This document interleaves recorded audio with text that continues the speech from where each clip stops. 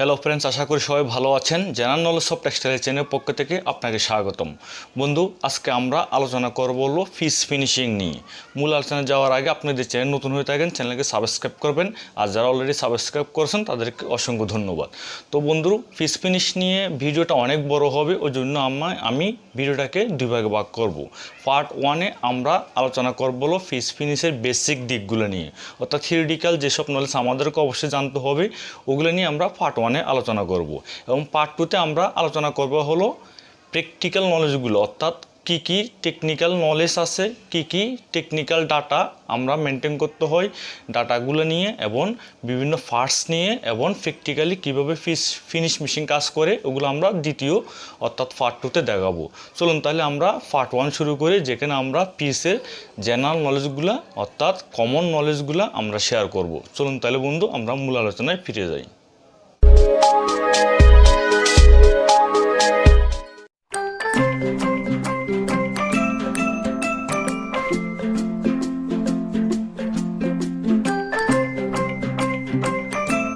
তো বন্ধু, পার্ট 1-এ আমরা আলোচনা করব হলো what is fish finish, why fish finish is done, types of fish finish, flow chart of fish finish, how we can reduce if fish finish is high, and which types of fabric we do fees.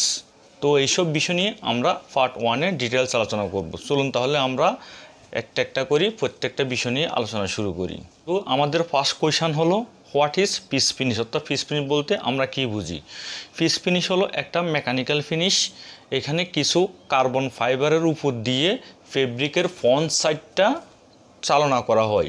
Carbon ফাইবারের উপর দিয়ে যখন ফেব্রিকের face সাইডটা round আকারে ঘুরতে থাকে, তখন কার্বন ফাইবারের সংস্পর্শে ফেব্রিকের ফেস সাইডে কিছুটা লোমশ ভাব আসে, অর্থাৎ হালকা হেয়ারিনেস আসে, তখন ফেব্রিকটা সফট হয়। এটাকে বলতেছি আমরা ফিস ফিনিশ। অর্থাৎ কার্বন ফাইবার উপর দিয়ে যখন ফেব্রিকটা কন্টিনিউ চলতে থাকে তখন ফেব্রিক সারফেসে কিছুটা লোমশ ভাব আসে, ওইটাকে বলতেছি আমরা সহজ ভাষায় ফিস ফিনিশ। বন্ধু দেখুন, এটা হলো একটা ফিস ফিনিশের মেশিন। এই মেশিন দিয়ে আমরা ফেব্রিকের ফিস করে থাকি, যেটা আমরা ফেব্রিকের ফেস সাইডটা ফিস করে থাকি এই মেশিন দিয়ে। আপনি একটু দেখুন ভালো করে বুঝতে। Our second question is why fish finish is done, অর্থাৎ ফিস ফিনিশ কেন করা হয়। ফিস ফিনিশ মেনলি করা হয় ফেব্রিকের সারফেসটা স্মুথ করার জন্য, অর্থাৎ একটু আরাম ধরলে একটু আরাম বোধ হয়, একটু তুলতুলে নরম নরম ভাবপন্ন হবে, অর্থাৎ ফেব্রিকের সারফেসটে স্মুথনেস আনার জন্য মেনলি ফিস ফিনিশটা করা হয়। এটা একটা বাইরের রিকোয়ারমেন্ট থাকে, যাতে বাইরেরা এই ধরনের রিকোয়ারমেন্ট যখন চায় তখন এই ফিস ফিনিশটা দরকার হয়ে পড়ে। এই কারণে মেনলি ফেব্রিকের ফিস ফিনিশটা করা হয়, যাতে ফেব্রিকটা সফট মনে হয়, হাতে ধরলে একটা সফট ফিলিং হয়, এই জন্য ফিস ফিনিশটা করা হয়। বন্ধুরা দেখুন, এখানে কিছু কার্বন ফাইবারের রোলার রয়েছে। এই ফাইবার যখন ফেব্রিকের সারফেসে আসে তখনই কিন্তু ফেব্রিকের সফট ফিলিংটা আসে।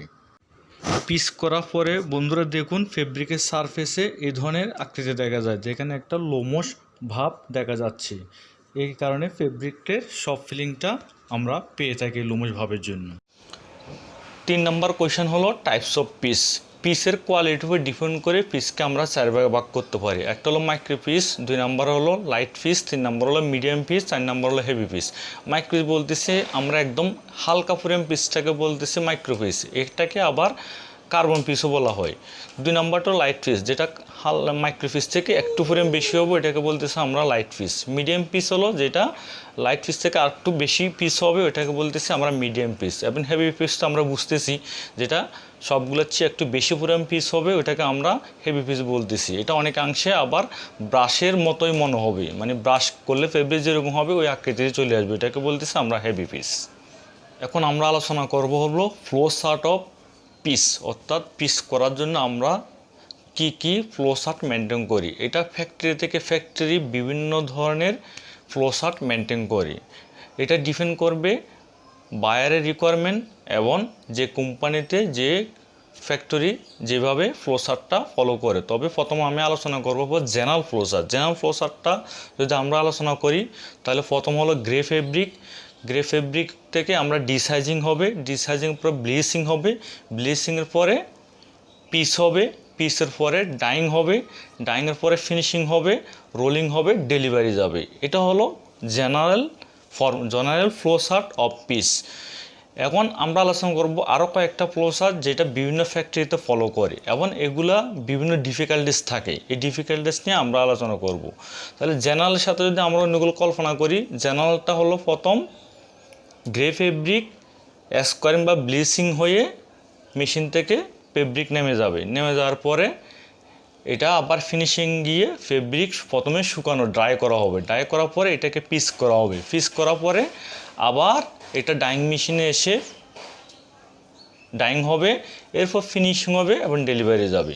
এখানে অসুবিধাটা কি দেখুন, প্রথম গ্রে ফেব্রিক আসলো ডাইং মেশিনে, এটাকে ব্লিচিং বা ট্রিটমেন্ট করা হলো, ফেব্রিকটা একবার মেশিন থেকে নামলো, ডাইং মেশিন থেকে নামলো, এরপর এটাকে আবার ফিনিশিংয়ে গিয়ে ফেব্রিকটাকে আবার ড্রাই করা হলো, ড্রাই করার পরে এরপর পিসে পাঠানো, পিস থেকে আবার এসে ডাইংয়ে আসলো, তাহলে কিন্তু ডাইংয়ে দুইবার ফেব্রিকটা রাউন্ড করলো, দুইবার আসলো। এই ক্ষেত্রে অনেক সময় নষ্ট হচ্ছে এবং এক্ষেত্রে কাজের একটা বিশাল পরিমাণ ক্ষতি হচ্ছে। কী জন্য? কারণ একই ফেব্রিক দুইবার মেশিনে লোড হচ্ছে এবং অনেক সময় কনজিউম হচ্ছে। এক্ষেত্রে দেখা যাচ্ছে যে গ্রে ফেব্রিক প্রথম মেশিনের পরে স্কোয়ারিং পরে এটা ফ্লোরটাকে ব্লক করে দিল, মানে ফিনিশিংয়ের একটা প্রেশার বাড়াই দিল। ফিনিশিংয়ের দুইবার কাজ করা লাগতেছে, একবার কাপড়টা শুকা লাগতেছে, আবার ফিস করা লাগতেছে, আবার ডাইং করার পরে আবার তাকে সে আবার ফিনিশ করে আবার ডেলিভারি দেওয়া লাগতেছে। এখানে তাহলে ফিনিশিংও ডাবল ওয়ার্ক করা লাগতেছে এবং ডাইংও ডাবল ওয়ার্ক করা লাগতেছে। এই একটা সিস্টেম। একটা সিস্টেম হতে পারে যে প্রথম ফ্লো চার্ট হলো গ্রে ফেব্রিক থেকে ডাইং মেশিনে ট্রিটমেন্ট হয়ে যাবে এবং ডাইং হয়ে যাবে, ডাইং হয়ে পরবর্তীতে একবারে ফিস হয়ে ফিনিশ হয়ে ডেলিভারি চলে যাবে। এটা একটা ভালো ফর্মুলা, কিন্তু এই ক্ষেত্রে একটা অসুবিধা হয় কি, যে ডাইং করার পরে যখন ফিস করা হয় তখন শেডের যে একটা সিকোয়েন্স ওটা ধরে রাখা খুব কঠিন। দেখা যাচ্ছে যে প্রথম বেস যেটা ওইটা একটা রেডিশ হলো, দ্বিতীয় বেসটা একটু বুলিশ হয়ে গেল, ফিসের পরে তখন শেডটা কারেকশন করা কিন্তু ডাইংয়ের জন্য খুবই ডিফিকাল্ট। এই জন্য অনেকে এটা ফলো করে না। তাহলে আমরা দুইটা ফ্লো চার্ট আলোচনা করলাম। 3 নাম্বার একটা হলো যে সরাসরি গ্রে ফিস করে ফেলবো। গ্রে ফিস করার পরে একবারে মেশিনে উঠে ব্লিচিং বা ট্রিটমেন্ট করে ডাইং হয়ে একবারে ফিনিশ হয়ে ডেলিভারি চলে যাবে। এক্ষেত্রে একটা অসুবিধা হয়, গ্রে ফিস করলে একটু আনইভেন ভাবটা আসে এবং হেয়ারনেসটা বেশি থাকে। এক্ষেত্রে এনজাম করলেও কিন্তু অনেক ক্ষেত্রে যে ফিসের কোয়ালিটিটা ধরে রাখা যায় না। দেখা যাচ্ছে যে গ্রে ফিস করলে হেয়ারনেসটা বেশি থাকে, যেটা এনজাম করলেও কিন্তু ওই লেভেল আনা যায় না। এটা হলো একটা অসুবিধা গ্রে ফিসের। নাহলে কিন্তু গ্রে ফিসটাই সবচেয়ে বেটার। গ্রে ফিস মানে আগে আমি ফিস করে একবারে মেশিনে তুলে ডাইং মেশিন তুলে ট্রিটমেন্ট করে ডাইং করে একবারে ফিনিশিং করে একবারে ডেলিভারি দিয়ে দিলাম, এটা হলো ভালো অপশন। কিন্তু এক্ষেত্রে এনজামের ব্যাপারটা খেয়াল রেখে সঠিক পরিমাণটা সিলেকশান করতে হবে, তো কতটুকু এনজাম দিলে যে আমার হেয়ার ইনভেস্ট বেশি থাকবে না এবং ফিসের কোয়ালিটিও নষ্ট হবে না। এটা কিন্তু একটা ক্রিটিক্যাল পয়েন্ট এখানে কিন্তু এটা যদি কন্ট্রোল করতে পারেন তাহলে কিন্তু গ্রে ফিসটাই সবার জন্য বেটার হবে। এখন আমরা আলোচনা করব which fabric we do piece, অর্থাৎ কী ধরনের ফেব্রিক আমরা পিস করি। পিস আমরা কটন ফেব্রিকও করতে পারি, আবার সিনথেটিক ফেব্রিকও পিস করি, আবার ব্লেন্ডার ফেব্রিকও আমরা পিস করি। অর্থাৎ তাহলে কটন ফেব্রিকও আমরা পিস করতেছি, পলিয়েস্টার বা সিনথেটিক ফেব্রিকও পিস করতেছি এবং ব্লেন্ডেড ফেব্রিকও আমরা পিস করতেছি। এই 3 ধরনের ফেব্রিক কিন্তু আমরা জেনারেলি পিস করে থাকি। Now we discuss some important point of piece, অর্থাৎ পিসের কয়েকটা ইম্পর্ট্যান্ট বিষয় নিয়ে আমরা এখন আলোচনা করব। প্রথম আমরা বলেছিলাম পিস হলো একটা মেকানিক্যাল ফিনিশ। পিস যে ব্রাশ দিয়ে আমরা পিস করি ওটা হলো একটা কার্বন ফাইবার, ওই জন্য এটাকে কার্বন পিসও বলা হয়। পিসের স্পিড সাধারণত আরপিএম 1400 আরপিএম রাখা হয় এবং স্পিডটা 30 অর্থাৎ 30 মিটার পার মিনিট রাখা হয়। পিসের কাপড় নন পিসের কাপড় তুলনায় অনেক সফট। পিসের অ্যাবজর্বেন্সি নন পিসের অ্যাবজর্বেন্সি অনেক বেশি। আমাদের মনে রাখতে হবে পিস করা ডাইংয়ের পরে যখন আমরা কাপড় পিস করি শেড 20 থেকে 30% লাইট হয়ে যায়। তাহলে ওই দিক বিবেচনায় করে যারা ডাইংয়ের পরে পিস করে তাদেরকে অবশ্যই 20 থেকে 30% ডার্কার রেগে পিস করতে হবে। আরেকটা ইম্পর্টেন্ট পয়েন্ট হলো পিসের পরে কিন্তু শেডটা বুলিশের দিকে চাই, অর্থাৎ ওই জন্য ডাইংয়ের আনলোডের আগে শেড ডার্কার এবং রেডিশের দিকে রাখতে হবে। পিস ডাইং করার আগে করবে নাকি পরে করবে, এটা ফ্যাক্টরি থেকে ফ্যাক্টরি ডিপেন্ড করবে, যে যেভাবে করে। পিস সাধারণত ফেব্রিকের সারফেস ফ্রন্ট সাইডে করা হয়। পিসের কোয়ালিটি চেক করার জন্য বায়ার যে সোয়াশটা দেয় ওটাকে হ্যান্ড ফিল সোয়াশ বা টেকনিক্যাল সোয়াশও টেকনিক্যাল সোয়াশও বলা হয়ে থাকে। পিস করার পরে জিওমেট্রিক্যাল মেটামার্জন ধরা পড়ে, অর্থাৎ এক পাশে একরকম টোন বোঝা যায়, শেডের এক পাশে একরকম টোন দেখা যায়। এগুলো হলো ইম্পর্টেন্ট পয়েন্ট অফ পিস।